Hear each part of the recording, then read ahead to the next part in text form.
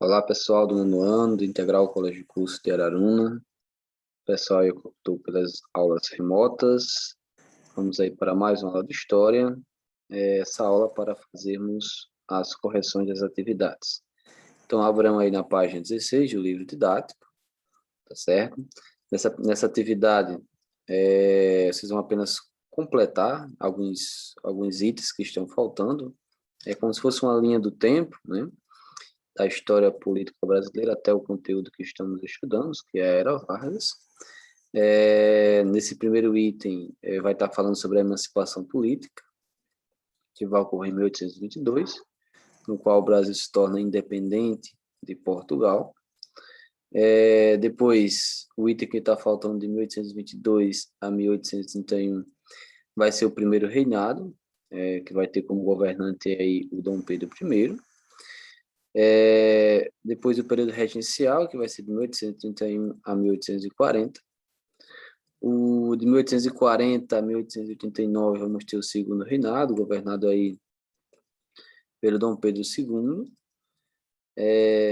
Depois da proclamação da República, que vai ser em 1889, que vai ser feita aí pelos marechais, né, o Deodoro da Fonseca e Floriano Peixoto. Depois, Primeira República, República dos Marechais. Essa república também era conhecida como República da Espada, porque os marechais ainda utilizavam as espadas, que vai ser de 89 a 1894, que no caso é a República Velha, né, que também é dividida tanto em República dos Marechais da Espada, como também em República do Café com Leite, que no caso aí vai de 1894 a 1930. E a partir daí, né, vai se iniciar um novo ciclo, no caso a Revolução de 1930, o qual a gente já estudou, que também pode ser chamada, aí depois começa, né, a República Nova ou Era Vargas, que no caso é o que a gente está falando, que vai de 30 a 45. E aí tem as divisões da Era Vargas.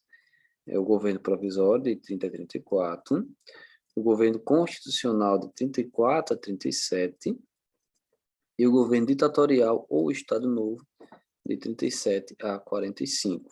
Então são uma linha do tempo, né, de tudo que a gente viu e está vendo até o momento, certo? Depois a gente vai, né, para a página 19, no tópico aí, interpretando documentos, no qual fala sobre a Revolução Constitucionalista de 1932, tá certo?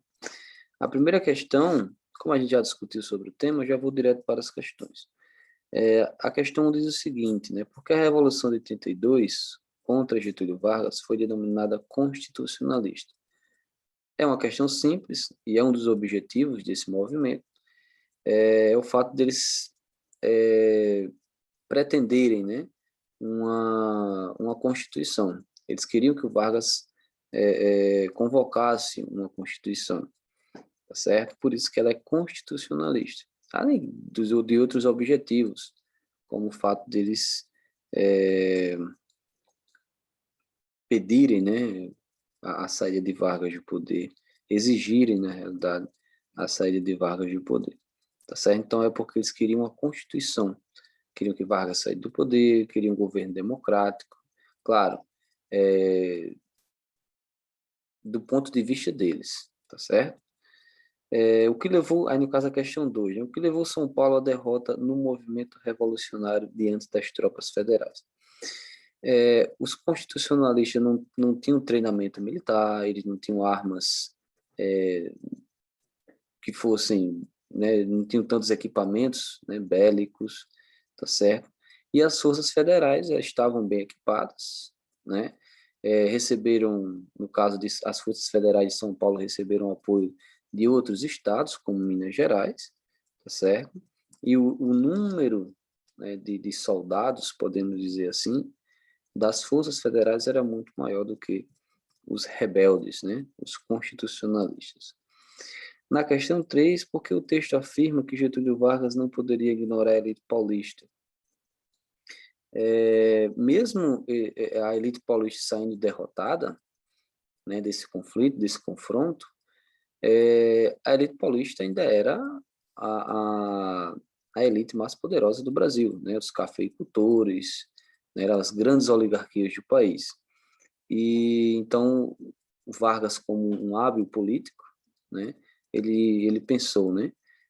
Se não podia vencê-los, embora tivessem vencidos, né, no movimento, essa elite ainda iria confrontar o Vargas. Então, o Vargas vai, de certa forma, se juntar a eles, né? Tomar algumas medidas para que acalmasse esses ânimos, como, por exemplo, a, a criação do Código Eleitoral, a convocação de uma Constituição, tá certo? Então, Vargas não vai ignorar mais, né? É aquilo que eu falei para vocês, né, na outra aula. Mesmo sendo derrotados, esse movimento vai colocar uma pressão muito grande no Vargas, tá certo? Então, Vargas não pôde mais ignorá-lo, vai convocar uma nova Constituição, vai criar o Código Eleitoral, né, vai instituir aí um voto, o voto feminino, vai retirar o voto aberto, né, e tudo mais, tá certo? E aí vamos para a página 21, que vai falar dos movimentos, já com relação ao governo constitucional de Vargas, né? Depois da Revolução Constitucionalista, em 34, Vargas proclama uma Constituição, depois ele vai ser eleito pelo Congresso, indiretamente, tá? E aí começa o governo constitucional, no qual Vargas ele vai governar de acordo com a Constituição, tá certo? E nesse governo de Vargas, né, de 34 a 37, não é marcado muito pelas decisões de Vargas, tá? Mas sim por dois grupos políticos que vão se destacar, né, nesse período, que vai ser a Ação Integralista Brasileira, liderada aí pelo Plínio Salgado, e também a ANL, né, a Aliança Nacional Libertadora, liderada aí pelo Luiz Carlos Prestes, tá certo? E aí temos algumas afirmativas que vamos dizer aí se são verdadeiras ou falsas. A primeira afirmativa diz o seguinte: A e B continha em seu programa político muitas semelhanças com o fascismo italiano de extrema direita. Correto, né? Inclusive eles tinham saudações, né? Tinham símbolos, tinham um lema, né? Você é meu irmão, né?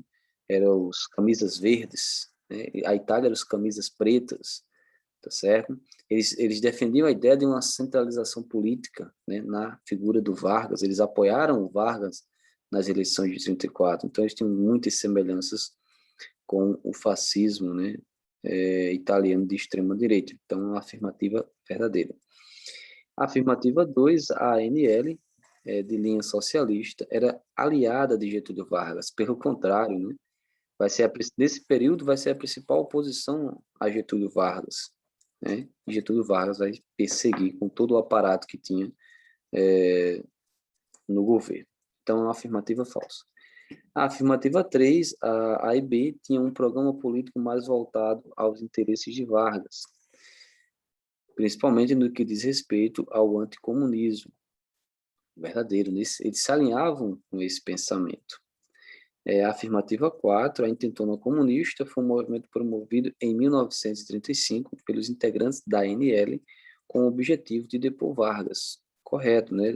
A Intentona, ele tinha essa intenção, né, de fazer levantes, fazer movimentos em todos os estados, todas as capitais, né, dos estados, tá certo? Então ele tinha esse objetivo que era depor Vargas. Então, a afirmativa verdadeira. E última afirmativa diz o seguinte: Plínio Salgado e Luiz Carlos Prestes, apesar de integrarem movimentos diferentes, desejavam a manutenção de Getúlio Vargas no poder.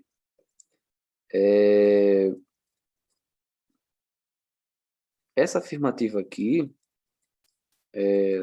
na realidade, é uma afirmativa falsa, né? O Luiz Carlos Prestes não queria a manutenção de Vargas no poder, certo? Então, só o Plínio Salgado que tinha essa intenção, certo? Então, a última afirmativa é uma afirmativa falsa só pelo fato de colocar aí Luiz Carlos Prestes e Plínio Salgado num plano só, não com um objetivo só, certo? Então, a sequência vai ser VF, V, VF, certo? E aí a última atividade, lá na página 22 e 23. Na página 22 vai estar uma charge, né, um quadro com a história, né, da Era Vargas, né, 30, 31, 32, 33, 34, 35, 36, 37.